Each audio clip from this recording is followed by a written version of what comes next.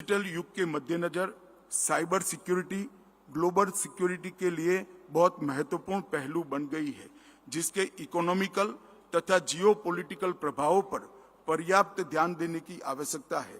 Terrorism, terror finance, radicalisation, narco trade, narco terror links और misinformation सहित नई उभरती पारंपरिक और गैर पारंपरिक चुनौतियों से बेहतर ढंग से निपटने के लिए राष्ट्रों और अंतर्राष्ट्रीय संगठनों की क्षमता को मजबूत बनाना बहुत आवश्यक है। हमारी कन्वेंशनल सिक्योरिटी चुनौतियों में डायनामाइट से मेटावर्स और हवाला से क्रिप्टो करेंसी तक का परिवर्तन दुनिया के लिए निश्चित चिंता का विषय है और हम सभी को साथ मिलकर इसके खिलाफ साझी रणनीति तैयार करनी होगी। टेररिस्ट हिंसा को अंजाम देने के लिए, युवाओं को रेडिकलाइज करने के लिए तथा वित्त संसाधन जुटाने के लिए नए तरीके खोज रहे हैं। वर्चुअल एसेट्स के रूप में नई तरीकों का उपयोग आतंकवादियों द्वारा फाइनेंशियल ट्रांजैक्शन के लिए भी किया जा रहा है। टेररिस्ट अपनी पहचान छिपाने के लिए और रेडिकल मटेरियल को फैलाने के लिए डार्क नेट का भी उपयोग कर रहे हैं। हमें डार्क नेट पर चलने वाली इन गतिविधियों के पैटर्न को समझना होगा और उसके उपाय भी ढूंढने होंगे। वर्चुअल एसेट माध्यमों के उपयोग पर नकेल कसने के लिए एक मजबूत और कारगर ऑपरेशनल सिस्टम की दिशा में हमें एक साथ आकर सोचना होगा। मेटावर्स, जो कभी साइंस फिक्शन था, अब वास्तविक दुनिया में कदम रख चुका है।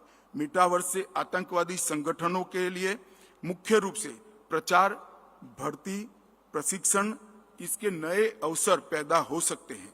इससे टेररिस्ट ऑर्गेनाइजेशन के लिए कमजोर मानसिकता वाले लोगों का चयन करना और उन्हें लक्ष्य बनाना और उनकी कमजोरियों के अनुरूप मटेरियल तैयार करना बहुत आसान हो जाएगा। मेटावर्स यूजर की पहचान की सच्ची नकल करने के लिए अवसर भी पैदा करते हैं, जिसे डीप फेक कहते हैं। व्यक्तियों के बारे में बेहतर बायोमेट्रिक जानकारी का उपयोग करके अपराधी यूजर का रूप धरने और उनकी पहचान चुराने में सक्षम हो जाएंगे।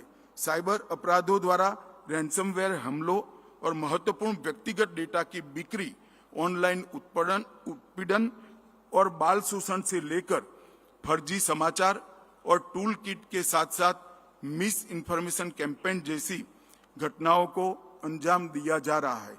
इसके साथ ही क्रिटिकल इंफॉर्मेशन और फाइनेंशियल सिस्टम को स्ट्रेटेजिक लक्ष्य बनाने की प्रवृत्ति भी बढ़ रही है। ऐसी गतिविधियां अंतर्राष्ट्रीय चिंता का विषय है, क्योंकि इनकी गतिविधियों का सीधा प्रभाव सुरक्षा, कानून व्यवस्था और अर्थव्यवस्था पर पड़ता है। ऐसे अपराधों को और अपराधियों को, दोनों को हमें रोकना है। अगर रोकना है तो कन्वेंशनल जियोग्राफिक बॉर्डर से ऊपर उठकर सोचना होगा और हमें इस दिशा में बहुत काम भी करने की जरूरत है।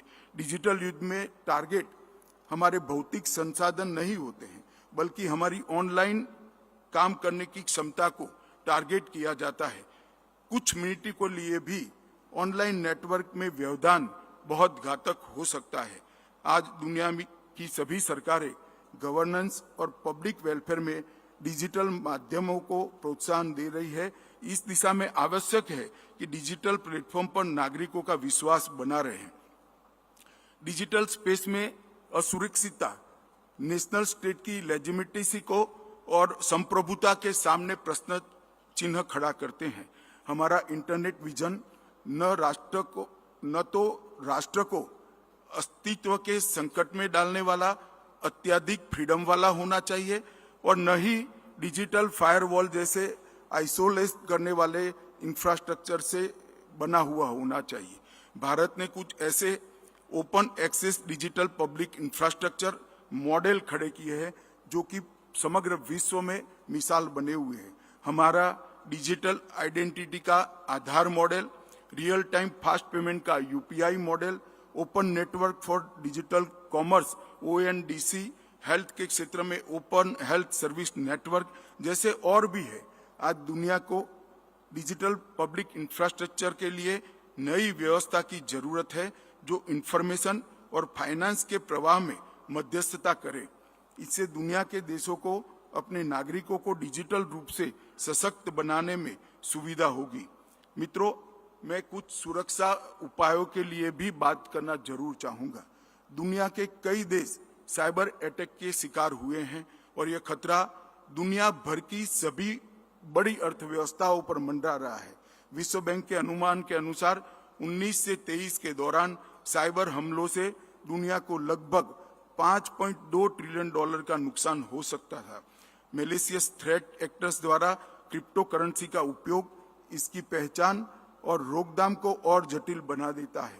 प्रधानमंत्री मोदी जी के नेतृत्व में भारत सरकार ने एक समान साइबर कार्यनीति की रूपरेखा तैयार करने, साइबर अपराधों की रियल टाइम रिपोर्टिंग के लिए, लॉ एनफोर्समेंट एजेंसियों की कैपेसिटी बिल्डिंग के लिए, एनालिटिकल टूल्स डिजाइन करने के लिए, फॉरेंसिक प्रयोगशालाओं का एक राष्ट्रीय नेटवर्क स्थापित करने के लिए, साइबर हाइजीन सुनिश्चित करने के लिए और हर नागरिक तक साइबर जागरूकता के प्रसार करने जैसे क्षेत्रों में बहुत काम किया है। अब भारत के सभी पुलिस थानों में crime and criminal tracking network and system CCTNS को क्रियान्वित कर दिया गया है। साइबर अपराध के विरुद्ध व्यापक जवाबी कार्यवाही सुनिश्चित करने हेतु भारत सरकार ने Indian cyber crime coordination centre I4C की स्थापना की है। भारत सरकार ने साइट्रेन पोर्टल नामक एक विशाल ओपन ऑनलाइन ट्रेनिंग प्लेटफॉर्म को भी निर्माण किया है। शायद साइबर सुरक्षा के क्षेत्र में ये दुनिया का सबसे बड़ा ट्रेनिंग प्रोग्राम हो।